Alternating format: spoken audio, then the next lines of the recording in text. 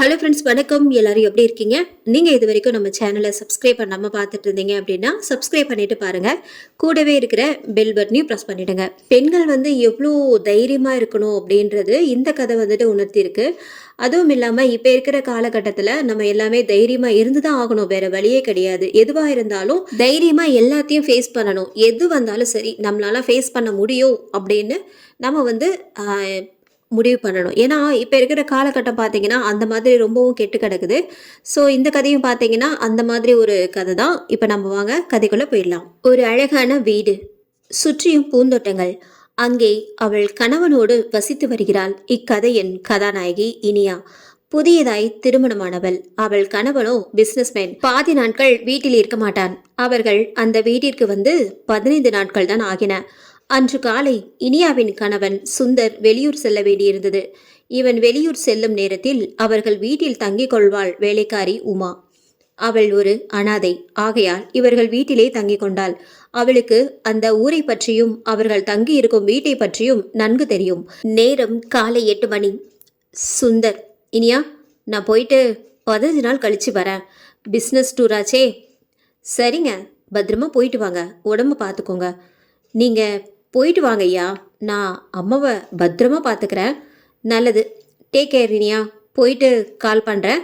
சுந்தர் கிளம்பி சென்றான். இனியாவும் உமாவும் வேலையில் மூழ்கினர். மாலை சுந்தர் இனியாவிடம் ஃபோனில் பேசினான். நேரம் இரவு 10 மணி. உமா, வா, போய் படுக்கலாம். சரிங்கம்மா. அவர் இல்லை, அதனால் நீ எங்கள் ரூமில் ஏன் கூடவே தங்கிக்கோ. சரிம்மா. உமாவை ஒரு தோழியை போல் நடத்தினாள் இனியா.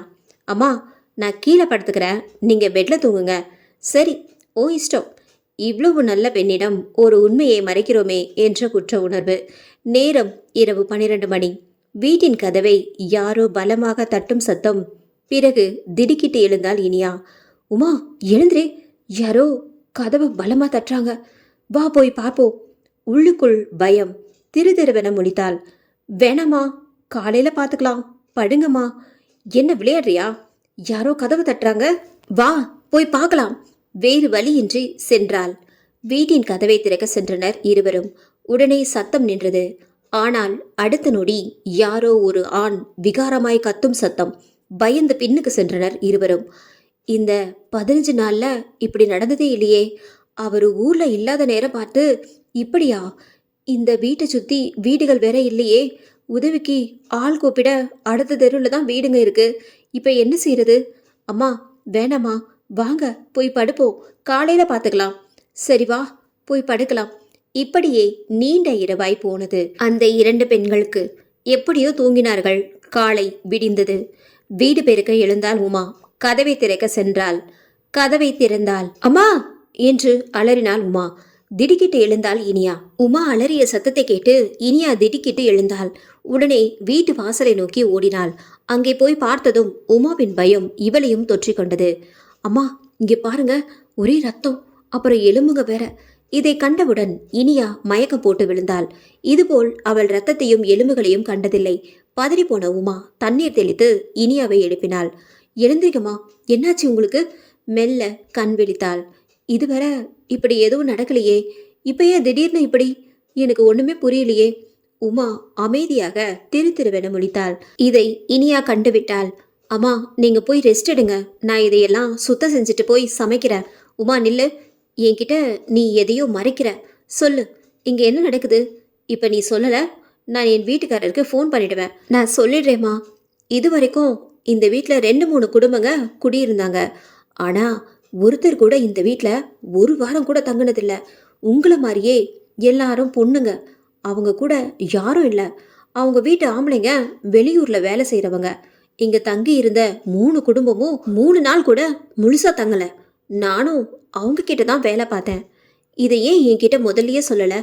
இப்போ தான் சொல்கிற, அதுவும் நான் கேட்டதால? இல்லைம்மா, இந்த 15 நாள் ஐயா இருக்கிற வரைக்கும் எந்த சத்தமும் கேட்கல. நானும் பிரச்சனை இல்லைன்னு நிம்மதியாக இருந்தேன். ஐயா இந்த வீட்டை விலை கொடுத்து வாங்கி இன்னும் 1 மாதம் கூட ஆகலை. அதாம்மா. அது மட்டும் இல்லைம்மா, ஐயா கிட்ட ஓனர் இதை பற்றி எதுவும் சொல்ல வேணான்னு என்கிட்ட சொன்னாருமா. அப்போதான் நான் இங்கே வேலைக்கு சேர முடியும். மன்னிச்சிடுங்கம்மா. உமா, உன்னை என் ஃப்ரெண்டு மாதிரி நினச்சேன். ஆனால் நீ என்கிட்ட மறைச்சிட்ட. பரவாயில்ல விடு. பாவம், நீ என்ன பண்ணுவ? அம்மா, எனக்கு ஒரு யோசனை. போலீஸ்க்கு சொல்லிடலாமா? ஆனால் இது மனுஷன் பண்ணுற மாதிரியே தெரியலையே. ரத்தம், எலும்பு. ஐயோ, எனக்கே நடுங்குதுமா. ஆமாம், அது மனுஷன் கத்துற மாதிரியே இல்லை. அப்போ இது பேயோட வேலையா? அது மட்டும் இல்லை, போலீஸ்க்கு போனால் அவருக்கு தெரிஞ்சு அவர் இங்கே வந்துட்டா அவர் பிஸ்னஸ் ட்ரிப் கேன்சல் ஆகிடும். எனக்கு இதை எப்படி சமாளிக்கணும்னு தெரியும். அம்மா, அப்போ கொஞ்ச நாள் வெளியே தங்கிக்கலாமா? பயந்து ஓட சொல்றியா? என் ஃப்ரெண்டு சந்தியா ஒரு ப்ரைவேட் டிடெக்டிவ். அவளுக்கு ஃபோன் பண்ணுறேன். அவள் தான் இதுக்கு சரியான ஆள். அவள் தான் இதை கண்டுபிடிக்கணும். நான் அவளுக்கு ஃபோன் பண்ணுறேன். சரிம்மா, நான் போய் வேலையை பார்க்குறேன். மதியம் 2 மணி. இனியா சந்தியாவிற்கு ஃபோன் செய்தாள். ஹலோ சந்தியா, எப்படி இருக்க? பேசி ரொம்ப நாள் ஆச்சு. நல்லா இருக்கேண்டி, நீ எப்படி இருக்க? இனியா சந்தியாவிடம் நடந்த அனைத்தையும் சொன்னாள். இனியா, இன்னைக்கு நைட் என்ன ஆனாலும் கதவை திறக்காத. ஜாக்கிரதையா இரு. நான் நாளைக்கு காலையில் உன் வீட்டில் இருப்பேன்டி. பாய். ஓகேடி, பாய். இரவு 8 மணி. இனியா பெட்ரூமிலிருந்து சுந்தரிடம் பேசி முடித்துவிட்டு இரவு சாப்பாடு தயார் செய்ய உமாவிடம் குரல் கொடுத்தாள். உமா, இன்னைக்கு நைட்டு சப்பாத்தி பண்ணிடு. உமாவிடம் இருந்து எந்த பதிலும் வரவில்லை. இனியா குரல் கொடுத்தும் பதில் வராததால் எழுந்து கிச்சனுக்கு சென்றாள். உமா, குரல் கொடுக்கலாம்ல, எவ்வளோ நேரம் கூப்பிடுறது? ஆனால் வீட்டில் எங்கு தேடியும் உமா இல்லை. இனியாவிற்கு ஒரே குழப்பம். ஹாலில் உள்ள டேபிள் மேல் ஒரு கடிதம் இருந்தது. அதை இனியா படித்தாள். அம்மா, நான் எவ்வளோ சொல்லியும் நீங்கள் கேட்கல. எனக்கு வேற வழி தெரியல. என் உயிர் எனக்கு ரொம்ப முக்கியமா. நான் இந்த ஊரை விட்டே போகிறேம்மா. நீங்களும் அங்கே இருக்காதீங்க. இப்படிக்கு உமா. இதை படித்தவுடன் இனியா ஆடி போய்விட்டாள். துணைக்கு யாரும் இல்லாமல் எப்படி இன்று இரவை இங்கே கழிப்பது என அழுதாள். அன்று இரவு சாப்பிடாமல் அப்படியே சோஃபாவில் உட்கார்ந்து தூங்கினாள். 12 மணி கடிகாரம் அடிக்கும் சத்தம் கேட்டு திடுக்கிட்டு எழுந்தாள். அந்த அறையே நிசப்தமாய் இருந்தது. இனியா ஏறக்குறையே அழுது கொண்டே இருந்தாள். திடீரென அதே சத்தம் விகாரமாய் அழும் சத்தம். இம்முறை கதவு நேற்றை விட பலமாக தட்டப்பட்டது. பயந்து உள்ளே ஓடிவிட்டாள். இம்முறை ஓடிடு, ஓடிடு, வீட்டை விட்டு ஓடிடுன்னு ஒருவித பேச்சு கேட்டது. அன்றைய இரவு பயந்து கொண்டே கழிந்தது. காலை 5 மணி. கதவு தட்டும் சத்தம் கேட்டது. இனியா திடுக்கிட்டு எழுந்தாள். கடிகாரத்தை பார்த்தாள். 5 மணி. பொழுது விடிந்த தைரியத்தோடு சென்று கதவை திறந்தாள். வெளியே யாரும் இல்லை. வாசலில் நேற்று போல் அதே ரத்தம் மற்றும் எலும்புகள். இனியா அவை அனைத்தையும் சுத்தம் செய்துவிட்டு திரும்பும்போது யாரோ காம்பவுண்ட் சுவரை நோக்கி ஓடுவது போல் தெரிந்தது. உடனே இனியா குரல் கொடுத்தாள். அந்த உருவம் திரும்பி பார்த்தது. விகாரமான முகத்தை பார்த்தாள் இனியா. அதை கண்ட அதிர்ச்சியில் அலறியபடி மயங்கியும் விழுந்தாள். இனியா மயக்கத்திலிருந்து கண் விழித்தாள். அவள் தன் படுக்கை அறையில் இருப்பது அவளுக்கு தெரிந்தது. நான் எப்படி இங்க? வாசல்ல தானே மயங்கி விழுந்தேன் என தானே பேசி கொண்டிருந்தாள். உடனே ஒரு குரல் கேட்டது. திரும்பி பார்த்த இனியாவின் முகத்தில் சந்தோஷம். சந்தியா, எப்படி வந்த? நல்லா கேட்டப்போ, மயங்கி கிடந்த உன்னை தூக்கிட்டு வந்து பெட்ல படுக்க வச்சதே நான் தான். ஓ அப்படியா? என்ன அப்படியா? நான் நேத்தே உன்கிட்ட சொன்னல, என்ன நடந்தாலும் கதவை திறக்காதன்னு. அப்புறம் ஏன்? இனியா நடந்த அனைத்தையும் ஒன்று விடாமல் கூறினாள். உடனே சந்தியா அவளை அணைத்து கொண்டாள். கவலைப்படாதடி, அதான் நான் வந்துட்டேன்ல. இனி இங்க நடக்கிறதையெல்லாம் நான் பார்த்துக்கிறேன். இப்போதான் எனக்கு நிம்மதியா இருக்கு என்று இனியா கூறினாள். நீ எவ்வளவு அன்பா உன் வீட்டு வேலைக்காரி உமா கிட்ட பழகுன. அவ பாத்தியா, ஆபத்தான நேரத்துல உன்னை விட்டுட்டு தப்பிச்சா போதும்னு ஓடிட்டா. சரியான நம்பிக்கை துரோகிடி அவ. பாவம் சந்தியா, உமா உயிருக்கு பயந்து ஓடிட்டா. இப்ப எங்க கஷ்டப்படுறாளோ. இது உன் குணம். கவலையை விடு, முதல்ல குளிச்சுட்டு பேசிக்கலாம். சரிடி. இருவரும் குளித்து முடித்து காலை உணவை முடித்தனர். இனியா, சுத்தி ஒரு வீடு கூட இல்ல. உதவிக்கு ஒருத்தர் கூட வரமாட்டாங்க. 2 தெரு தள்ளி தான் வீடுங்களே இருக்கு. அப்புறம் எப்படி நீ சேஃப்டியா இருக்க முடியுங்க? ஆமாடி, அமைதியா இருக்கு, அழகா இருக்குன்னு தான் அவர் இந்த வீட்டை வாங்கினாரு. அவர் இருக்கிற வர எந்த பிரச்சனையும் இல்லை. இப்போ 2 நாளாக தான் அழகு எவ்வளோ இருக்கோ அதே அளவுக்கு ஆபத்தும் இருக்குன்னு இப்போ புரியுதா? ஆமாண்டி, உமா சொன்னா. எனக்கு முன்னாடி 2 குடும்பத்து பொம்பளைங்க இப்படி தான் ஒரு வாரம் கூட தங்காம போயிட்டாங்களாம் வேற இடத்துக்கு. இந்த வீட்டில் என்ன பேயா இருக்கு? ஆமா சந்தியா, காலையில் நான் பார்த்தால ரொம்ப கோரமாக பேய் மாதிரி இருந்தான். நான் 2 நாளா ரத்தமும் எலும்பு துண்டுகளும் வாசல்ல பார்த்தேன். ஆனால் அதெல்லாம் சுத்தம் பண்ணி கீழே போட்டுட்டேன். நான் வந்துட்டேன்ல, இனி நான் பார்க்குறேன். இருவரும் வெளியே சென்று மதிய உணவு முடித்து மாலை வீடு திரும்புவதாக திட்டம் தீட்டினர். சந்தியா தனது காரில் இனியாவை ஏற்றிக்கொண்டு செல்வதை ஒரு கருப்பு உருவம் பார்த்து கொண்டிருந்தது. இதனை சந்தியா தனது கார் கண்ணாடி மூலம் பார்த்துவிட்டாள். அவள் திரும்பி பார்ப்பதற்குள் அந்த உருவம் ஓடிவிட்டது. கொஞ்சம் மெதுவா போடி.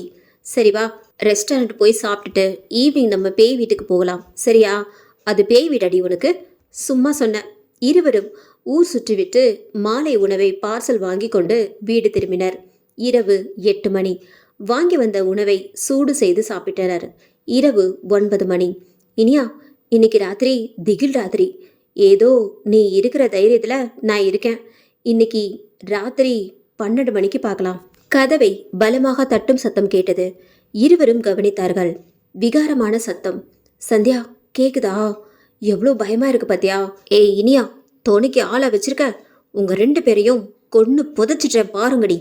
ஏய் இடியட், தில் இருந்தா அங்கே நில்லடா வரேன். ஏய் வேணாடி, நீ இரு. சந்தியா கத்தியவுடன் கதவு தட்டு சத்தம் நின்றது. யாரோ ஓடும் சத்தம் கேட்டது. சந்தியா கதவை திறந்தவுடன் அவ்வுருவம் சுவர் ஏறி குதிக்கும் போது சந்தியாவை பார்த்தது. ஓ மை காட், இவ்வளோ கோரமா பேய் மாதிரி இருக்கான். யார் இவன்? உள்ளே வந்து இருவரும் தூங்கினார்கள்.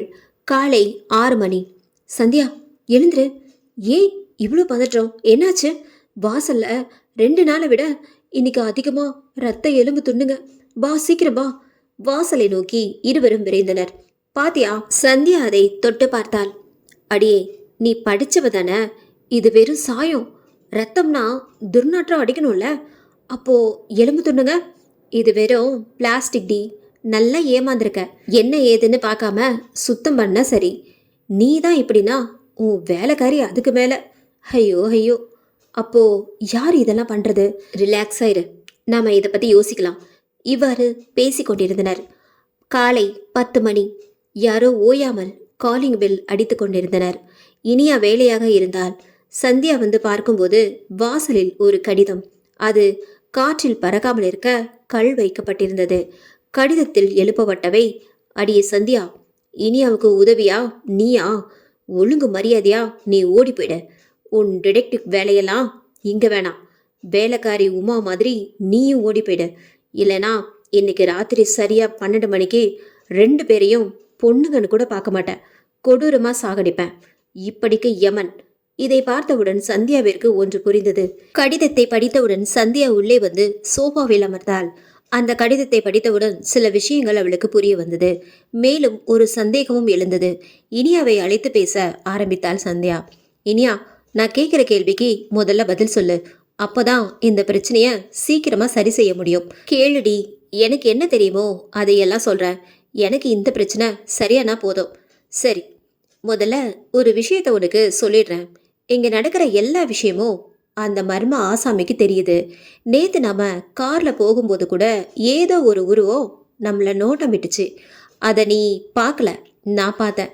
இதெல்லாம் நான் கவனிக்கவே இல்லையே.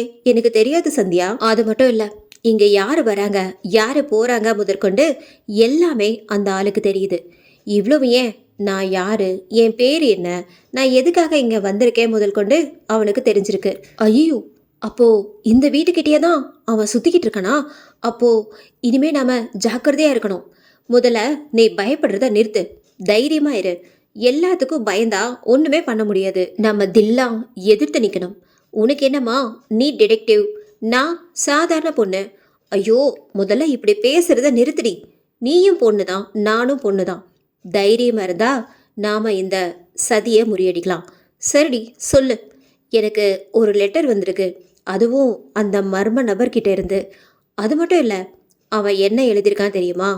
என்ன இந்த வீட்டை விட்டு ஓடி போக சொல்லியிருப்பான் என்று இனியா கூறினான். அது மட்டும் இல்லை, வேற ஒன்றும் சொல்லியிருக்கான். என்ன? இந்த வீட்டை விட்டு போலனா நம்ம 2 பேரையும் கொடூரமா இன்னைக்கு ராத்திரி கொன்னுடுவானாம். ஏய், என்னடி இவ்வளோ அசால்ட்டா சொல்ற? இப்பவே போலீஸ்க்கு போலாம், வா போலாம். இப்ப இல்ல, அப்புறமா. தன் பையிலிருந்து துப்பாக்கி எடுத்தாள் சந்தியா. என்னடி இது துப்பாக்கி? பின்ன ஒரு பாதுகாப்புக்கு தான். இங்க பாரு, கத்தி கூட இருக்கு. மயக்க மருந்து, ஸ்ப்ரே, ஸ்பை கேமரா எல்லாத்துக்கும் தயாராக தான் வந்திருக்கேன். இது இல்லாம இன்னைக்கு லோக்கல் போலீஸ் ஸ்டேஷன் போகணும் விசாரிக்க. எதுக்குடி? நான் இங்க வர்றதுக்கு முன்னாடியே உங்க லோக்கல் போலீஸ் இன்ஸ்பெக்டரை காண்டாக்ட் பண்ணிட்டு தான் வந்தேன். அவரு நமக்கு உதவி பண்ணுவாரு. அப்படியா? நல்ல வேலை பண்ணப்போ. இப்பதான் எனக்கு நிம்மதியா இருக்கு. சந்தியா எழுந்து கதவு ஜன்னல்களை சாத்திவிட்டு இனியா அருகில் வந்து அமர்ந்தாள். இனியா சந்தியாவையே பார்த்தாள். என்னாச்சுடி? ஏன் கதவு ஜன்னலெல்லாம் சாத்திட்ட? ஒரு முக்கியமான விஷயம் சொல்லணும், அதுக்கு தான் சாத்திட்டேன். என்ன விஷயம்? எனக்கு ஒரு ஆள் மேல சந்தேகமா இருக்கு. யாருடி அவன்? அவன் இல்ல, அவ. பொண்ணா? யாருடி அவ? சற்று அமைதிக்கு பின்னர் சொன்னாள் சந்தியா. இது வெறும் சந்தேகம் இல்ல, 90% உறுதியா சொல்றேன். யாருன்னு சொல்லிட்டி முதல்ல. ஓ வீட்டு வேலைக்காரி உமா. இதை கேட்டு இனியா அதிர்ச்சி அடைந்தாள். அவளால் இதை நம்ப முடியவில்லை. என்ன சொல்ற? அவ ரொம்ப நல்ல பொண்ணு. அவளை என் ஃப்ரெண்டு மாதிரி தான் நடத்தினேன். அவளை சந்தேகப்படாத. அவ அந்த அளவுக்கு உன்னை நடிச்சு ஏமாத்திருக்கா. நீயும் உன் ஹஸ்பண்டும் நம்பிட்டீங்க. அவ ஒரு அனாதைன்னு சொல்லி வேலைக்கு சேர்ந்தா. நல்லா பழகுனா. அதனால தான் இங்கேயே தங்க வச்சோம். இந்த காலத்துல இவ்வளோ முட்டாளா யாரும் இருக்க மாட்டாங்க. முன்ன பின்ன தெரியாத ஆளுக்கு வேலையும் கொடுத்து அவளை இங்க தங்கவும் வச்சு. சரி, எதை வச்சு அவ நல்லவ இல்லைன்னு சொல்ற என்று இனியா கேட்டாள்.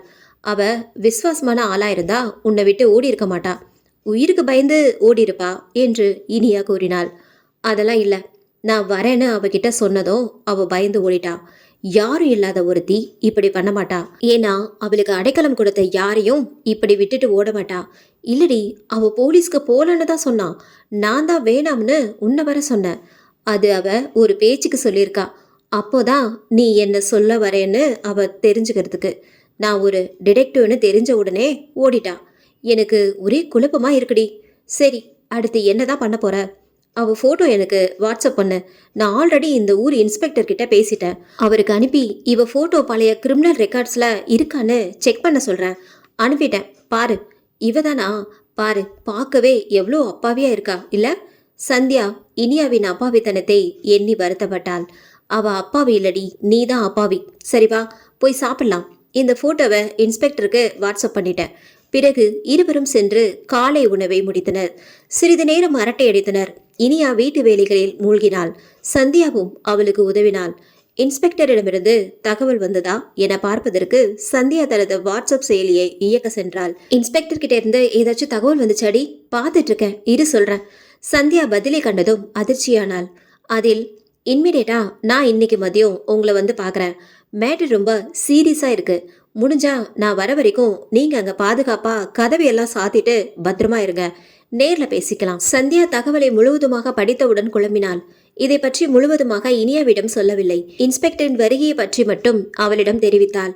மதியம் 2 மணி. கதவின் காலிங் பெல் அடிக்கப்பட்டது. கதவை திறந்தாள். அங்கு வந்தது இன்ஸ்பெக்டர் குமார். உள்ள வாங்க மிஸ்டர் குமார். இனியா இருக்காங்களா? அவங்க கிட்ட நான் விசாரிக்கணும். சரி, இருங்க கூப்பிடுறேன். ஆனா அதுக்கு முன்னாடி நீங்க ஏன் மெசேஜ்ல அப்படி விஷயம் சீரியஸ்னு சொன்னீங்க? கொஞ்சம் இருங்க மிஸ் சந்தியா, எல்லாத்தையும் நான் தெளிவா சொல்றேன். சந்தியா இனியாவை அழைத்தாள். மூவரும் சோஃபாவில் எதிரெதிரே அமர்ந்தனர். என்ன சார் விஷயம்? உங்ககிட்ட சில கேள்விகள் கேட்கணும். கேளுங்க, நான் சொல்றேன். நீங்க எப்ப இந்த வீட்டை வாங்குனீங்க? எவ்வளோ நாளா இங்க தங்கியிருக்கீங்க? இங்க வந்து ஒரு 18 நாள் தான் சார் ஆச்சு. உங்க வீட்ல உமான்னு ஒரு வேலைக்காரி தங்கியிருந்தாளா? அவளை எவ்வளோ நாளா உங்களுக்கு தெரியும்? ஆமாம் சார், நாங்கள் இந்த வீட்டை வாங்கினப்போ இந்த வீட்டோட ஓனர் தான் எங்களுக்கு வேலைக்கு ஆள் தேவைன்னா இந்த பொண்ணை வச்சுக்கோங்க, ஆதரவு இல்லாத பொண்ணுன்னு சொன்னார். அதனால நாங்களும் நம்பி தங்க வச்சோம். குமார், இதெல்லாம் நான் உங்ககிட்ட சொல்லிட்டேனே, அப்புறம் என்ன சொல்கிறேன் மிஸ் சந்தியா. இனியா, இந்த காலத்தில் இப்படி இருக்கீங்களே, முன்ன பின்ன தெரியாத ஆளை யாராச்சும் வேலைக்கு வைப்பாங்களா? சரி, அப்படியே ஒருத்தர் நம்பிக்கை கொடுத்து சேர்த்துக்க சொன்னாலும் வீட்டில் போய் தங்க வச்சிருக்கீங்களே, ஏன் இன்ஸ்பெக்டர்? ஏதாச்சும் ப்ராப்ளமா? நீங்கள் நல்லா ஏமாந்துருக்கீங்க. என்ன சொல்கிறீங்க? முழுசா சொல்லுங்க குமார் என்று சந்தியா கேட்டாள். இந்த வீட்டை வித்த ஓனரை பார்த்தா அடையாளம் காமிப்பீங்களா? காட்டுவே சார். இந்த ஆளா பாருங்க. ஆமாம் சார், இவரே தான். இவர் பேரு ரங்கா. இவனோட கூட்டாளி தான் உங்கள் வீட்டில் வேலை செஞ்ச உமா. அப்படின்னா இவங்க யார் சார்? இவங்க குமார், நம்பர் 1 ஃப்ராடு. நிறைய சீட்டிங் கேஸ் இவங்க பேரில் இருக்கு. போலீஸ் தேடுற number 1 accused. Oh my God, நான் நினைச்சது சரிதான். இதை கேட்டு அதிர்ச்சியானால் இனியா. சரி, உங்கள் ஹஸ்பண்ட் ஒரு பிஸ்னஸ்மேன் தானா? ஆமாம் இன்ஸ்பெக்டர். அப்புறம் எப்படி இப்படி ஏமாந்தீங்க? இந்த ப்ராப்பர்ட்டியோட ஓனர் வெளிநாட்டில் இருக்காரு. இந்த வீட்டை உங்களோட சேர்த்து 3 பேருக்கு விற்றுருக்காங்க. அது மட்டும் இல்லை, இந்த பெரிய ப்ராப்பர்ட்டியோட விலை 5 கோடி ரூபாய். சுத்தி இருக்க பூந்தோட்டம், காலி இடம் எல்லாம் சேர்த்து தான் இந்த ப்ராப்பர்ட்டி சார். ஆனா அந்த ஆளு எங்ககிட்ட 50 லட்சம் ரூபாய்க்கு தான் வித்தான். எவனோ ஒருத்தன் வீட்டை உங்களுக்கு அடிமாட்டு விலைக்கு வித்திருக்கான். அது அவனுக்கு தான் லாபம், கிடைச்ச வேற லாபம். இன்ஸ்பெக்டர், அப்போ ரெஜிஸ்ட்ரேஷன் நடந்திருக்குமே, அப்போ ரெஜிஸ்ட்ரேஷன் ஆஃபீஸில் பார்த்தா தெரிஞ்சிடுமே. சந்தியா, இது வரைக்கும் ஒரு ரெஜிஸ்ட்ரேஷன் தான் நடந்திருக்கு, அதுவும் இந்த வீட்டோட ஒரிஜினல் ஓனர் பேரில். ரெஜிஸ்டர் ஆஃபீஸ் போனீங்களா? இல்லை இன்ஸ்பெக்டர் சார், அந்த ஆள் இங்கேயே ரெஜிஸ்டரை கூப்பிட்டு இங்கேயே ரெஜிஸ்ட்ரேஷனை முடிச்சிட்டான். பார்த்தீங்களா சந்தியா, பக்கா பிளான். அவன் ரொம்ப புத்திசாலித்தனமா காய் நகர்த்தியிருக்கான் குமார்.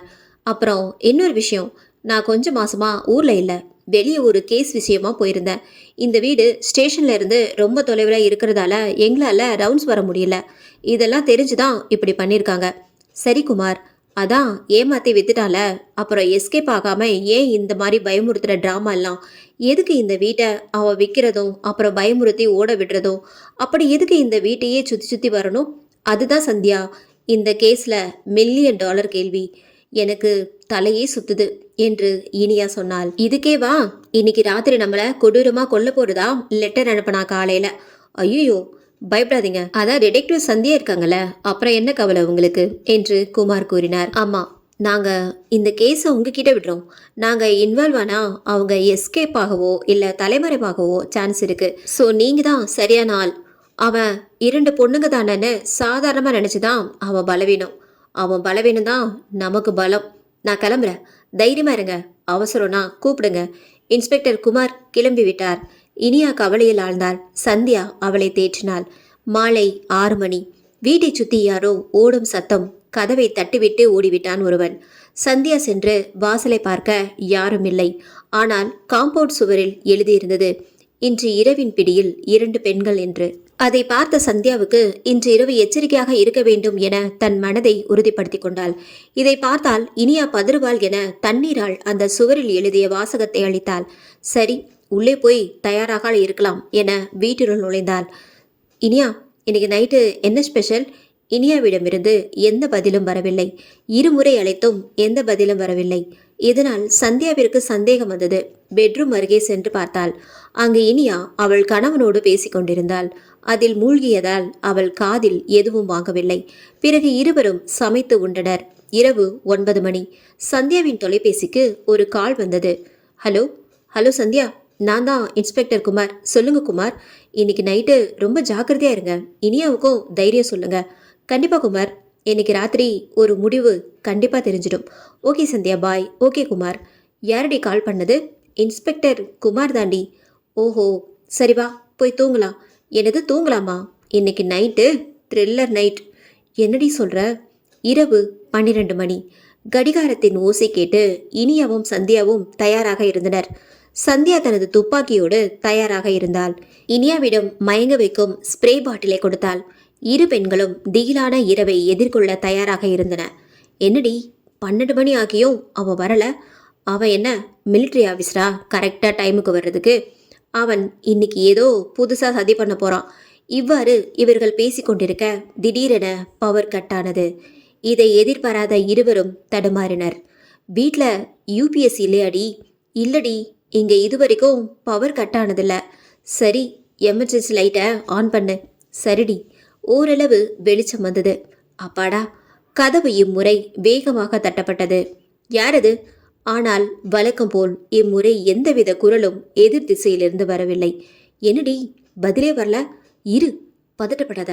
இம்முறை கதவை உடைப்பது போல் சத்தம் கேட்டது. ஹேய் ரஸ்கல், யாரடா நீ? உனக்கு தில் இருந்தா பதில் பேசுடா. மறுமுனையில் ஒரு பெண் குரல் கேட்டது. மர்ம பெண். இங்க பாரடி, உன் டிடெக்டிவ் வேலையெல்லாம் இங்க வேணாம். மரியாதையா உன் ஃப்ரெண்டை கூட்டிட்டு போயிடுறேன்னு சொல்லுடி. ஏய், யாரடி நீ? யாரடி நீ எங்களை மிரட்டுறதுக்கு? சந்தியா, இது உமாவோட குரல். ஓ, வந்துட்டாளா? இன்னைக்கு அவளை என்ன பண்றேன் பாரு. ஆனால் அந்த மர்ம பெண்ணும், கிளம்ப மாட்டீங்களாடி? இன்னைக்கு ராத்திரி இங்க தாண்டி உங்களுக்கு சமாதி. இனியா கதவு போய் தொற. இந்தா டார்ச் லைட். இனியா பயந்து கொண்டே போனாள். கதவு பலமாக தட்டப்பட்டு கொண்டே இருந்தது. இனியா கதவை திறந்தாள். கும்மிருட்டு. டார்ச் வெளிச்சத்தில் உமாவின் முகத்தை பார்த்தாள். இனியா பயத்தில் அலறிவிட்டாள். வாடி வெளியே, முதல்ல உன் கதையை முடிச்சுட்டு அவ கதையை முடிக்கிறேன். சந்தியா, இவ என்னை இழுக்கிறா, வந்து என்னை காப்பாத்து.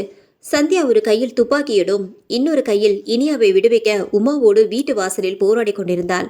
அப்போது சந்தியா துப்பாக்கியை உமாவின் பக்கம் நீட்டி அவளை அசையாமல் நிற்க சொன்னாள். மேலும் இனியாவிடம் இருந்த ஸ்ப்ரேவை வாங்கி உமா முகத்தில் அடித்து அவளை மயக்கமடைய செய்தாள். இனியா, இவளை உள்ள கூட்டிட்டு போய் கதவை லாக் பண்ணு, அந்த டார்ச்சை கொடு.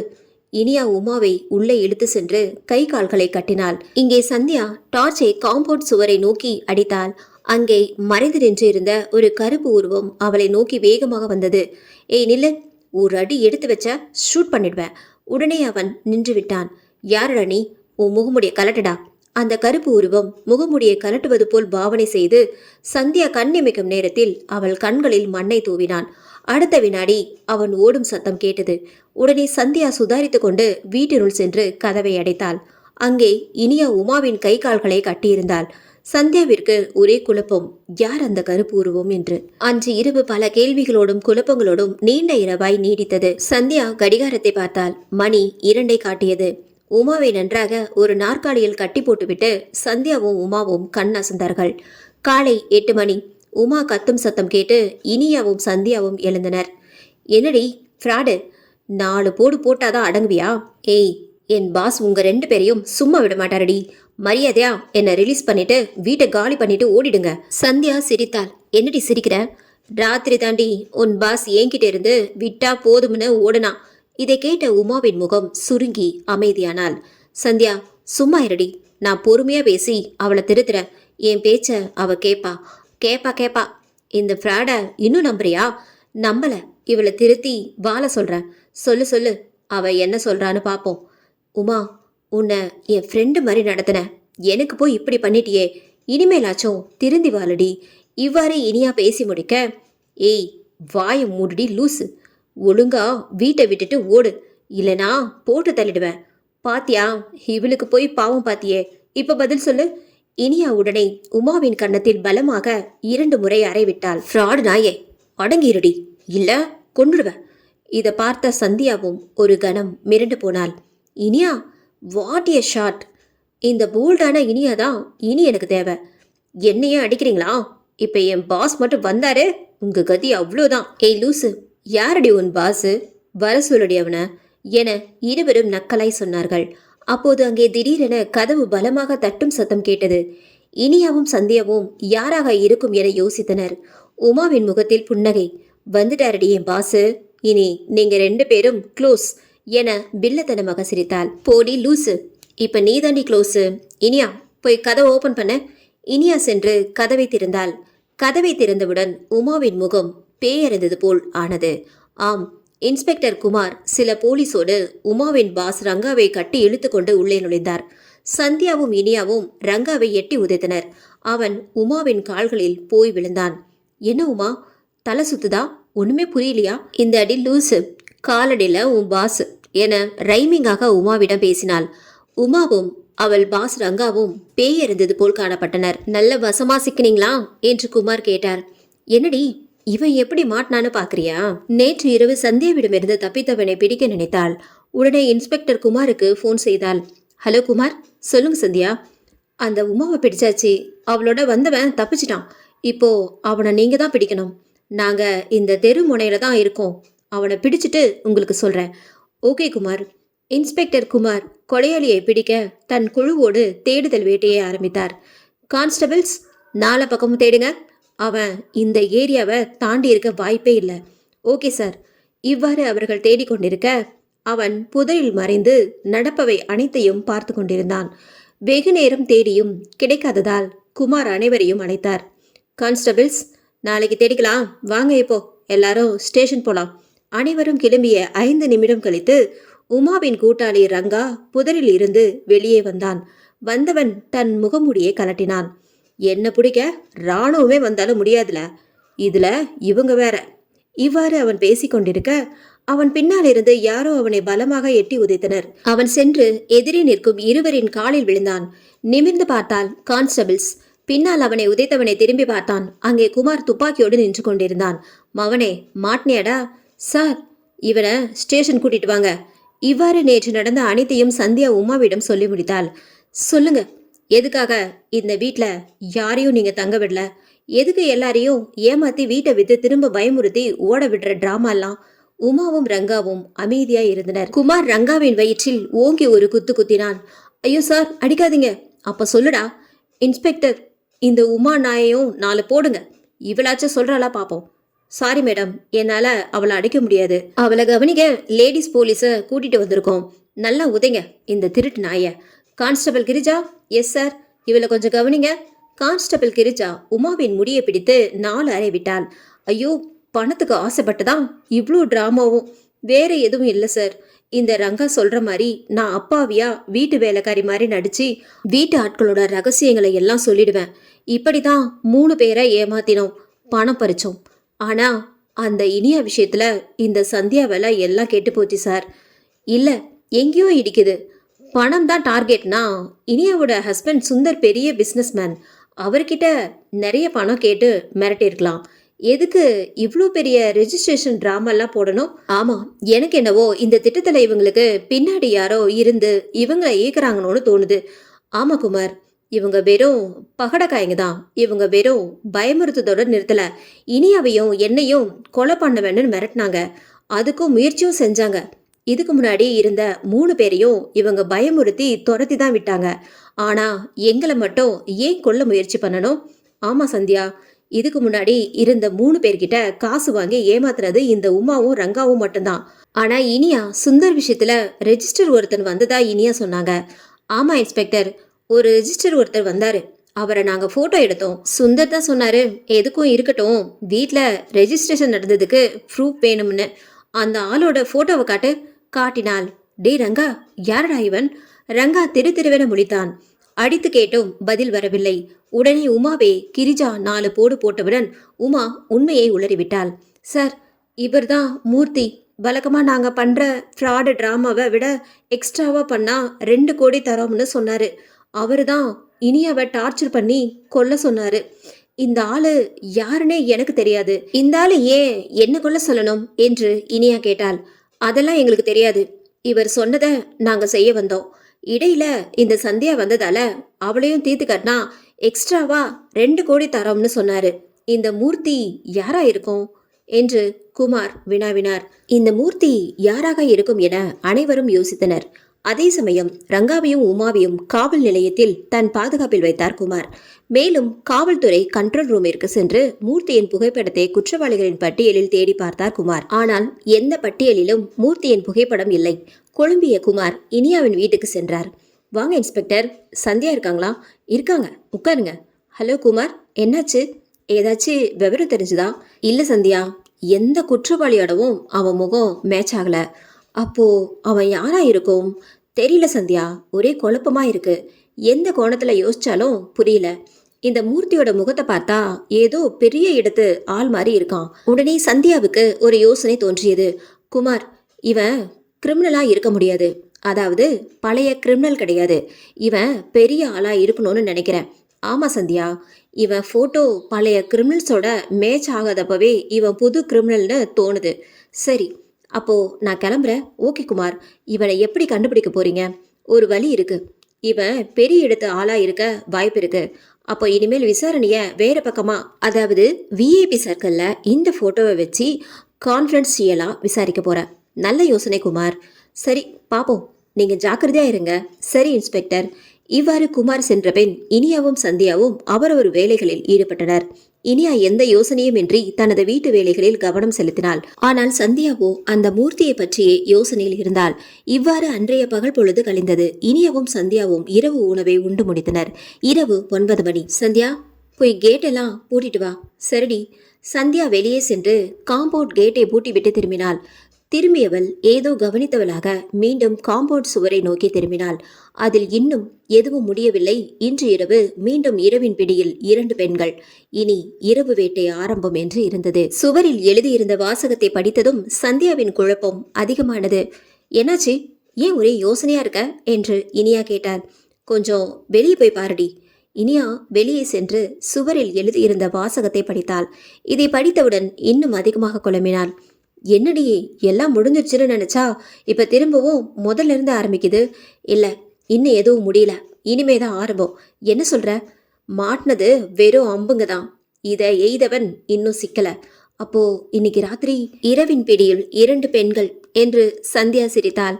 ஏய் சிரிக்காதடி, பின்ன சிரிக்காம யார் வந்தாலும் சரி எதிர்த்து நிக்க நாம தயாரா இருக்கணும். எதுக்கும் இன்ஸ்பெக்டர் குமார் கிட்ட ஒரு வார்த்தை சொல்லலாண்டி. சரி, அதை நான் பாத்துக்கிறேன், வா உள்ளே போலாம். இருவரும் உள்ளே சென்று கதவை அடைத்தனர்.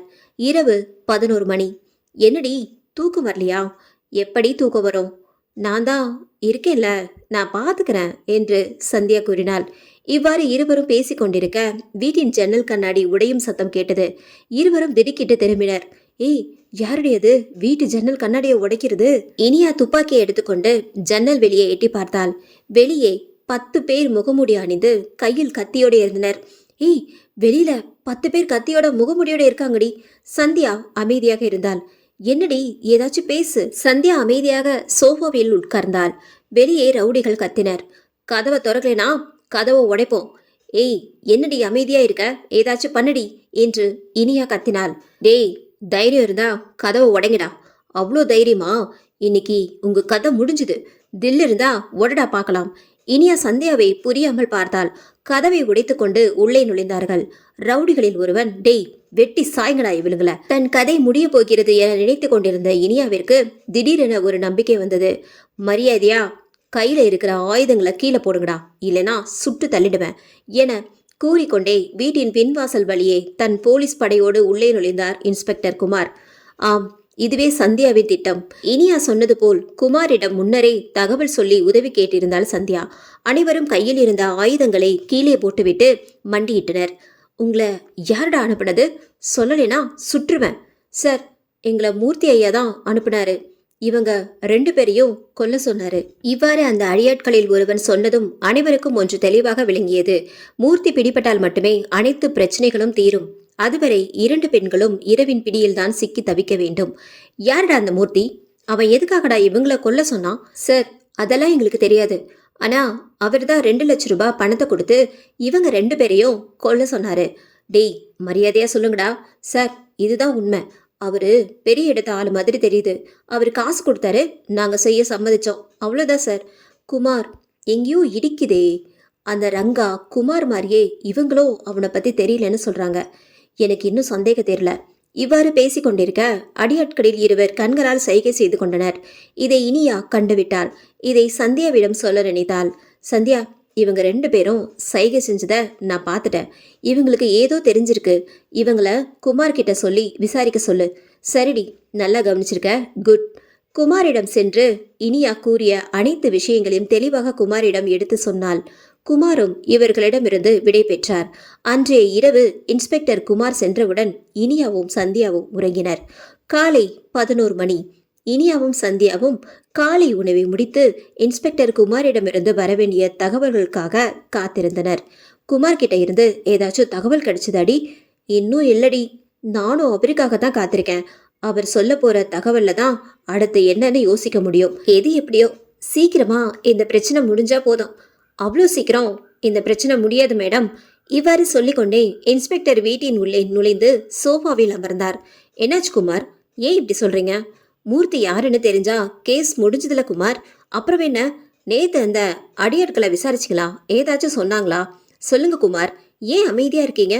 குமார் சற்று நேரம் அமைதிக்கு பின்னர் பேச ஆரம்பித்தார். நீங்க எதிர்பார்த்த மாதிரி எதுவும் நடக்க போறது இல்ல. இது அவ்வளோ சீக்கிரம் முடிகிற கேஸும் இல்லை. என்ன சொல்ல வரீங்க? கொஞ்சம் புரியும்படி சொல்லுங்க. மூர்த்தியோட இது முடிய போறதில்ல. மூர்த்திக்கு தலைவன் ஒருத்தன் இருக்கான். அவன்தான் இது எல்லாத்துக்கும் காரணம். இனியாவும் சந்தியாவும் இதை எதிர்பார்க்கவில்லை. குமார், என்ன சொல்றீங்க? யார் அவன்? இப்போதான் எல்லாம் முடிஞ்சதுன்னு நினைச்சு சந்தோஷப்பட்டேன். அதுக்குள்ளேயே இன்னொருத்தன் வந்துட்டானா? இல்ல, ஆனா எல்லாம் முடிய போகுது, கிட்டத்தட்ட முடிஞ்சுது. ஆனா கேஸ் வேணா முடியறதுக்கு லேட் ஆகலாம். நேரடியா விஷயத்துக்கு வாங்க குமார். மூர்த்தியோட பாஸ் சிக்கியாச்சா? நிஜமாவா? அப்புறம் ஏன் இந்த கேஸ் முடிய லேட் ஆகும்னு சொன்னீங்க என்று இனியா கேட்டாள். குற்றவாளி உங்களுக்கு ரொம்ப வேண்டப்பட்டவர், அதான் நீங்க கேஸ் நடத்துவீங்களா? சீக்கிரம் கேஸ் முடியாதுன்னு சொன்னேன். ஐயோ, ரொம்பவும் குழப்பாம சொல்லுங்க, யார் அவன்? ஆமா, சீக்கிரம் சொல்லுங்க. குற்றவாளி உங்க ஹஸ்பண்ட் சுந்தர் தான் மேடம். இதை கேட்டவுடன் இனியாவிற்கு கோபம் தலைக்கேறியது. குமாரை கேள்விகளால் துளைக்க ஆரம்பித்தாள். ஹலோ சார், ஏன் ஹஸ்பண்ட் பெரிய பிஸ்னஸ்மேன். அவரு இவ்வளோ சீப்பாக நடந்துக்க மாட்டாரு. என்ன கொல்றதுக்கு அவருக்கு என்ன நோக்கம் இருக்க முடியும்?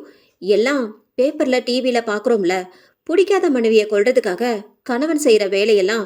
அது மட்டும் இல்லாம மூர்த்தி தான் சொன்னான், இது எல்லாம் உங்க ஹஸ்பண்டோட வேலைதான்னு. அவன் பொய் சொல்றான், மாட்டிக்கிட்டோன்னு பொய் சொல்றான் என்று இனியா சொன்னாள். இல்ல, சுந்தரே குற்றத்தை ஒத்துக்கிட்டாரு. அவரை அரெஸ்ட் பண்ணிட்டோம்.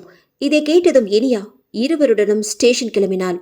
உங்களுக்கு ஏன் என் மேல இவ்ளோ கொலவெறி என அழுதாள். உனக்கு பதில் சொல்ல வேண்டிய அவசியம் எனக்கு இல்ல, நீ கிளம்பு. இதை கேட்டதும் அவள் அழுது கொண்டு கிளம்பி விட்டாள். சந்தியா, நான் வெளியே வெயிட் பண்றேன், சீக்கிரம் வா. இனியா வெளியே சென்றவுடன் குமாரும் சந்தியாவும் சுந்தரை பார்த்து கண்ணடித்தார்கள். சுந்தரும் புன்னகைத்தான்.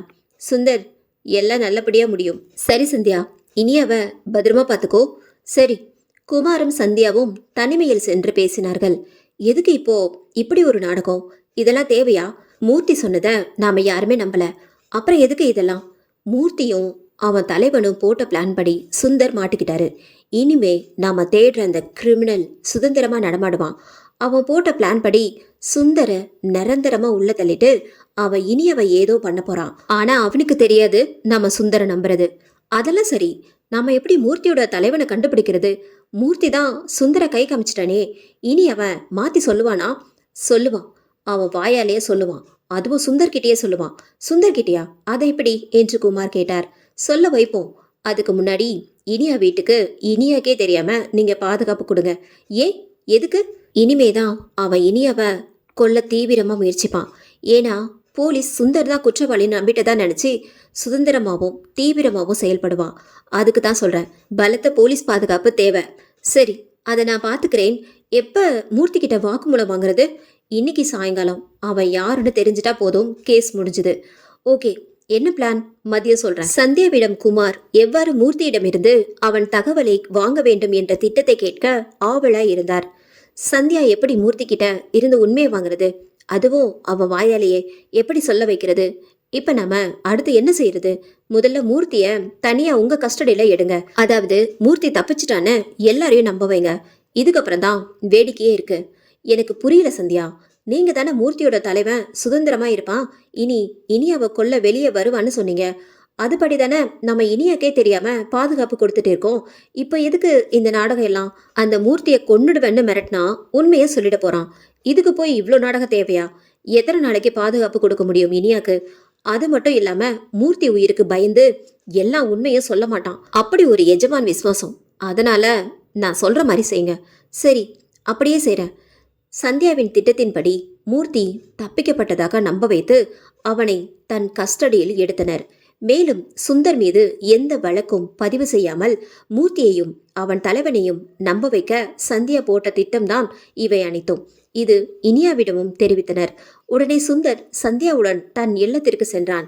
இப்போது வழக்கின் குற்றவாளிகள் மூர்த்தியும் அவனின் கூட்டாளிகள் மற்றும் தேடப்படும் அந்த மர்ம நபர், அதாவது மூர்த்தியின் தலைவன். காலை 9 மணி. இனியாவின் இல்லத்தில் சுந்தர், இனியா, சந்தியா மற்றும் குமார் என அனைவரும் தீவிரமாக பேசிக் கொண்டிருந்தனர். மிஸ்டர் சுந்தர், உங்களுக்கு பிஸ்னஸ் இல்லாம பர்சனலா எதிரிங்க யாராச்சும் இருக்காங்களா? பிஸ்னஸ்ல இதெல்லாம் சகஜம்தான், ஆனா பர்சனலா லைஃப்ல யாரும் இல்லை இன்ஸ்பெக்டர். நல்லா யோசிச்சு சொல்லுங்க. அப்படி யாரும் இல்லை சார். இல்ல, இருக்காங்க. எனக்கு தெரியாதா சந்தியா? யாரும் இல்லை. ஆமா, எங்களுக்கு எதிரிங்க யாருமே இல்லை என்று இனியா கூறினாள். அதுவும் இல்லாம அப்படி இருந்தா ஏன் அவர் மறைக்க போறாரு? அவர் மறைக்கல, மறந்துட்டாரு. என்ன, மறந்துட்டேனா? சந்தியா, நீ சொல்றத பார்த்தா நீ ஏதோ கண்டுபிடிச்ச மாதிரி இருக்கு. என்னன்னு சொல்லு, நான் ஞாபகப்படுத்தி பார்க்கறேன். ஆமா சுந்தர், நான் அவனை நெருங்கிட்டேன். அவனை நான் நெருங்கினது அவனுக்கு இன்னும் தெரியாது சுந்தர். 5 வருஷத்துக்கு முன்னாடி உங்ககிட்ட பிஸ்னஸ்ல தோத்து உங்களை பழி வாங்குறதா சவால் விட்டவனை மறந்துட்டீங்களா? இதை கேட்ட சுந்தருக்கு சட்டென ஞாபகம் வந்தது. அவனேதான் சொன்ன மாதிரியே செஞ்சுட்டான். பத்தியா, அவன் சொன்ன மாதிரியே செஞ்சுட்டான். என் நிம்மதியை கெடுப்பேன், என்னை துடிக்க விடணும்னு சொன்னான். அவன் சொன்னதுல கிட்டத்தட்ட நான் எல்லாத்தையும் அனுபவிச்சிட்டேன். இப்போ என் மனைவியே கொல்லணும்னு திட்டம் போட்டிருக்கான். சுந்தர், யார் அவன்? அவன் பேர் என்ன? அவன் பேரு ரவி, சுந்தரோட முன்னாள் பிஸ்னஸ் பார்ட்னர். இப்போ சுந்தரோட எதிரி அவனே தான். அந்த ரஸ்கல் தான். அவன் தான் எல்லாம் பண்ணியிருக்கான். எதுக்கு அவன் 5 வருஷம் கழிச்சு இதெல்லாம் பண்றான்? அப்பவே உங்களை பழி வாங்கியிருக்கலாமே. குமார், இது பக்கா பிளான். 5 வருஷத்துக்கு முன்னாடி சுந்தரோட கம்பெனில இல்லீகலா பிசினஸ் பண்ணி சுந்தர் அதை கண்டுபிடிச்சு அவனை எல்லார் முன்னாடியும் அடிச்சு விரட்டிட்டாரு. அவன் காலில் விழுந்து கெஞ்சியும் அவனை அடிச்சு போலீஸ்ல ஒப்படைச்சாரு. அப்போதான் அவன் சுந்தர் கிட்ட சவால் விட்டான். இப்போதான் வஞ்சத்தை தீர்த்துக்க பாக்குறான். 5 வருஷத்துக்கு முன்னாடி சுந்தர் ஒரு தனிமரம், இப்ப அவரு குடும்பஸ்தான். அதனாலதான் இனியாவுக்கு குறி வச்சான். இனியாவை கொண்டு சுந்தரை துடிக்க வைக்க நினைச்சான். இதெல்லாம் கிரிமினல் பிளான். எப்பா சாமி, எனக்கு தலையே சுத்துது. என் சர்வீஸ்ல இப்படி ஒரு கிரிமினலை பார்த்ததே இல்ல. சந்தியா, எப்படி இதெல்லாம் கண்டுபிடிச்ச என்று சுந்தர் கேட்டார். ஆமாண்டி, எப்படி இவ்வளோ சீக்கிரம் அவனை நெருங்கிட்ட? ஆமா சந்தியா, எப்படி உங்களுக்கு இதெல்லாம் தெரிஞ்சது? யார் உங்களுக்கு இதெல்லாம் சொன்னாங்க? எப்படி எனக்கு கூட தெரியாம இதெல்லாம் என்று குமார் கேட்டார். குமார், மூர்த்திக்கும் ரவிக்கும் தகவல் சொல்ற மீடியேட்டர், அதான் தூதுவன். அவன் இப்போ என்னோட கஸ்டடியில. எல்லோரும் வாயை பிளந்தனர். ஹேய் சூப்பர் டி, கலக்கிட்ட போ. ஆமா சந்தியா, நீ கில்லாடிதான், வேற லெவல் பா. இப்போ அவனை வச்சுதான் மூர்த்திய அப்ரூவரா மாத்த போறேன். இனிமேதான் ஆட்டம் ஆரம்பம். அப்படி என்ன பிளான்? மூர்த்தி எப்படி வாயை திறந்து உண்மையை ஒத்துப்பான்? அவன் தான் ரவியோட விசுவாசியாச்சே. அப்படி இருக்கும்போது எப்படி அப்ரூவரா மாறுவான். அவனே ரவிக்கு எதிரா மாறி சுந்தர் கிட்ட வந்து உண்மையை சொல்லுவான். என்கிட்ட சொல்லுவானா? ஆமா, உங்ககிட்டயே சொல்லுவான். உங்களுக்கு ஆதரவா மாறி ரவிய கவுப்பான்.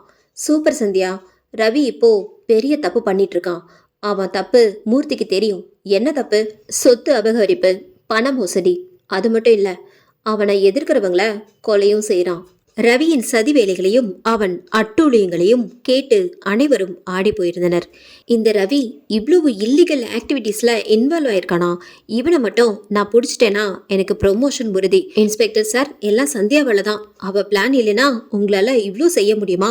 இனியா சொல்றது சரிதான், அருமையான பிளான் சந்தியா. ஆமா, நான் ஒத்துக்கிறேன். அடுத்து என்ன பிளான்? அடுத்து நாம செய்ய வேண்டிய முக்கியமான விஷயம் 2 இருக்கு. ரவியோட இடத்த கண்டுபிடிக்கணும். மூர்த்திய ரவிக்கு எதிராக மாத்தி வாக்குமூலம் வாங்கணும்.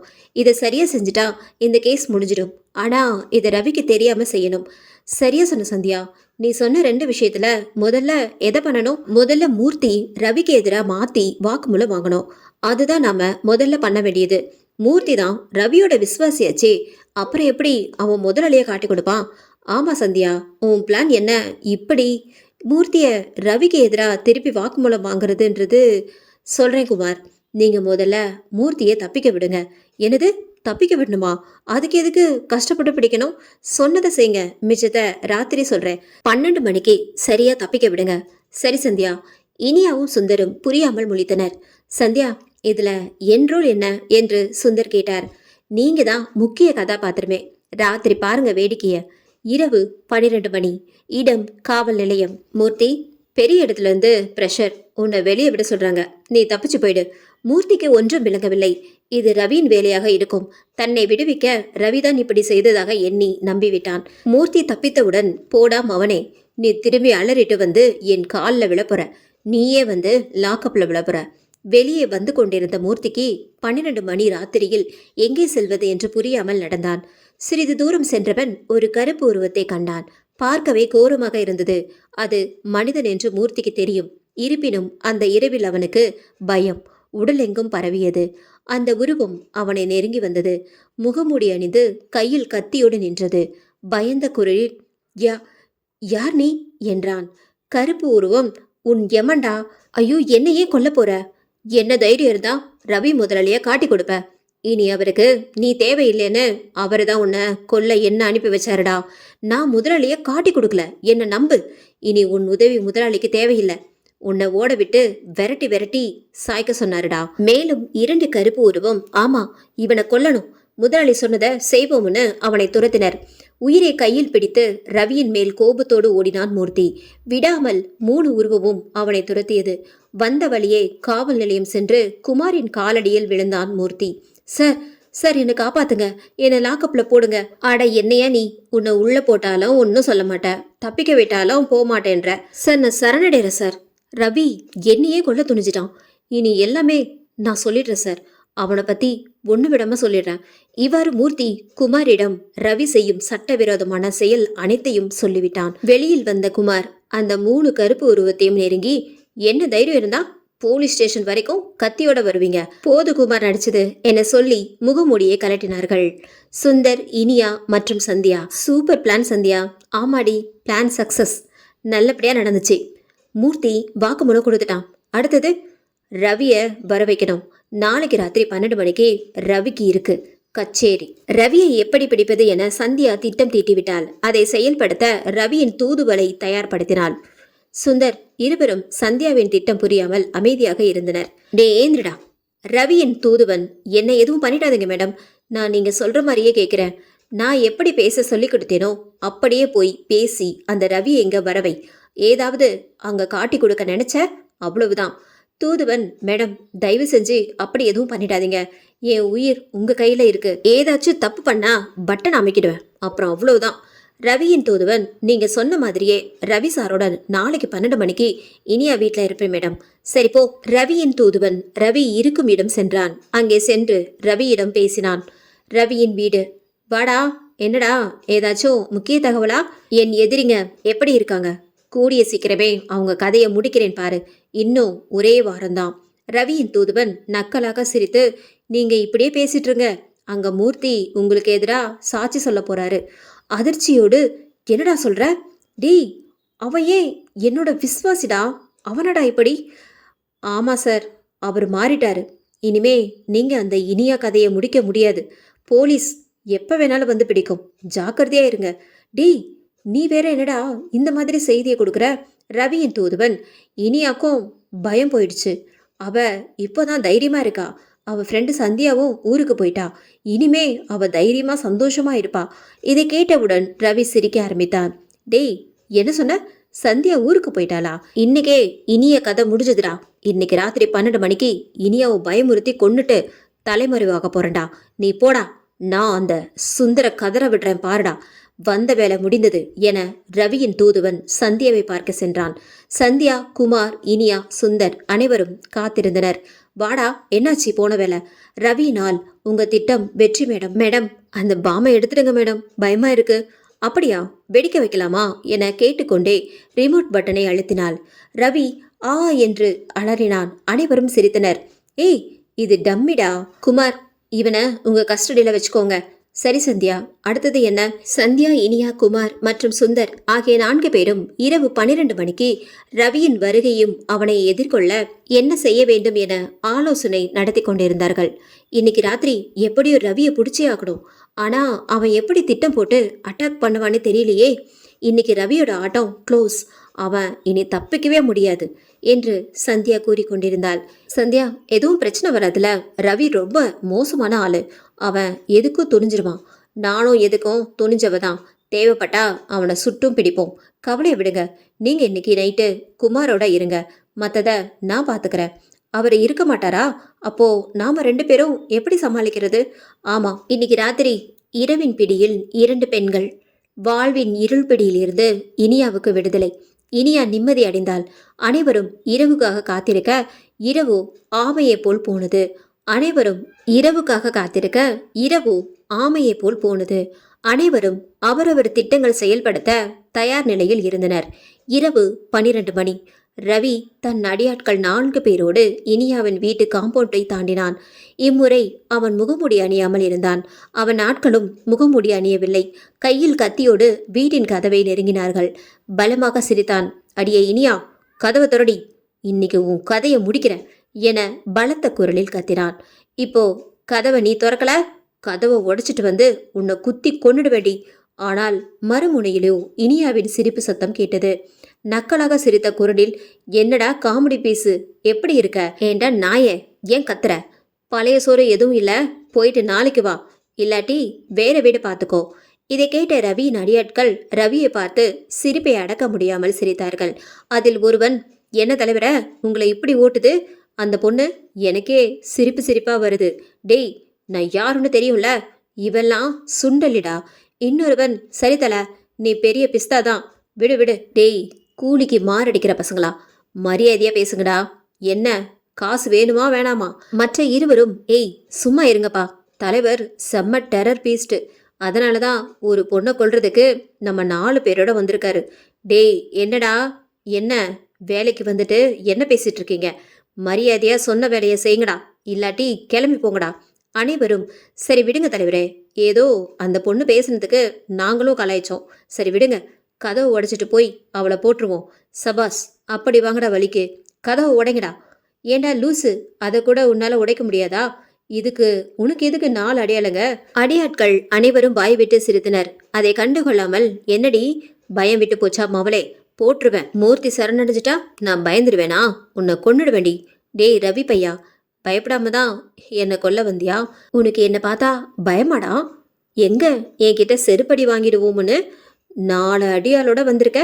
இதுல சும்மா பில்டப் கொடுக்குறியே, வேற ஏதாச்சும் பண்றியா? ஏய், இவ்வளோ நாள் உன்னை பயமுறுத்தி உங்களை குழப்பி நாடகம் ஆடினேனே, அதுல இருந்தே தெரியலாடி நான் யாருன்னு? சுந்தர துடிக்க வைக்கிறேன்டி உன்னை கொன்னு. மூர்த்தி யாருன்னே தெரியாதுன்னு கோர்ட்ல சொல்லுவேண்டி. அப்புறம் அவன் இல்லை, எவன் சாட்சியும் செல்லாதடி. என் இல்லீகல் ஆக்டிவிட்டிஸ் எல்லாம் மூர்த்திக்கு தெரியும் தான். ஆனா நான் உன்னை கொன்னுட்டு தலைமறைவாயிடுவேன்.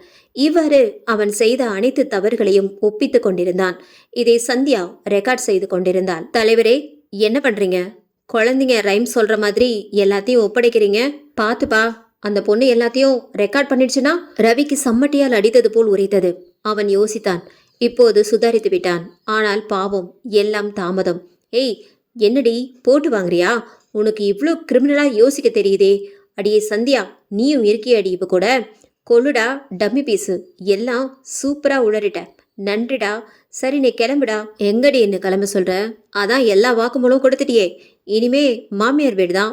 சரி சரி போ. கொடூரமாக சிரித்தான். இப்பயும் ஒன்றும் கெட்டு போகல. உன்னையும் அவரோட சேர்த்து போட்டு தள்ள தாண்டி நான் வந்திருக்கேன். பேசிட்டே இருக்க. என்ன நீ என்ன வில்லனா? அட போயா, கொல்ல வந்துட்டு பட்டிமன்றம் நடத்திட்டு இருக்க. சரி வாயா, இவளுங்க கதையை முடிப்போம். அனைவரும் கதவை உடைக்கும் முன் போலீஸ் அதிகாரியோடு குமார் மற்றும் சுந்தர் இவர்களை சுற்றி வளைத்தனர். பத்திரிகை துறையும் வந்துவிட்டது. கையும் களவுமாக மாட்டிக்கொண்டனர். சுந்தர் ரவியை 4 உதை உதைத்தான். பாவம் ரவி. சுந்தர் உதைத்த உதையில் எந்திரிக்க கூட தெம்பில்லை. அனைவரையும் குமார் கைது செய்து சிறையில் அடைத்தார். ரவி செய்த குற்றங்கள் அனைத்தும் சுலபமாக நிரூபிக்கப்பட்டதால் ரவிக்கு ஆயுள் தண்டனை கிடைத்தது. இனியா மற்றும் சுந்தருக்கு செய்ததை தவிர பலருக்கு பல பாவம் செய்திருந்தான். அதில் கொலைகளும் அடங்கும். அவனின் ஆட்கள் மூர்த்தி மற்றும் பலருக்கு சில ஆண்டுகள் சிறை தண்டனை விதித்தனர். சிறப்பாக செயல்பட்ட சந்தியாவுக்கு அரசாங்கம் விருது அளித்தது. குமாருக்கு பதவி உயர்வு கிடைத்தது. சில நாட்கள் கழித்து எல்லாம் நல்லபடியாக முடிஞ்சது. நன்றி சந்தியா, நீ இல்லாட்டி நான் செத்திருப்பேன். ஃப்ரெண்ட்ஸுக்குள்ள இதெல்லாம் எதுக்கு? உனக்கு ஒன்றுனா நான் வருவேன். ரொம்ப நன்றி சந்தியா, பெரிய உதவி செஞ்சிருக்க என்று சுந்தர் கூறினார். விடுங்க சுந்தர், நீங்க 2 பேர் நல்லா இருந்தா அதுவே எனக்கு போதும். இனிமே இனியாவும் சுந்தரும் என் ஃப்ரெண்ட்ஸ். நான் பார்த்துக்கிறேன் சந்தியா. இந்த கேஸ்ல எனக்கு உன்னோட சேர்த்து 3 ஃப்ரெண்ட்ஸு. ரொம்ப தேங்க்ஸ் குமார். சில நாட்கள் சந்தியா இனியா வீட்டில் தங்கிவிட்டு அவள் பணியை தொடர சென்றாள். சுந்தரம் இப்போதெல்லாம் பெரும்பாலும் பிசினஸ் டூர் செல்வதை தவிர்த்து இனியாவோட இருக்கிறான். இனியாவின் இல்வாழ்க்கை இனிமையாக தொடரட்டும். இந்த எபிசோட் உங்களுக்கு பிடிச்சிருந்தது அப்படின்னா நம்ம சேனலை மறக்காம சப்ஸ்கிரைப் பண்ணுங்க, லைக் பண்ணுங்க, ஷேர் பண்ணுங்க. நன்றி, வணக்கம்.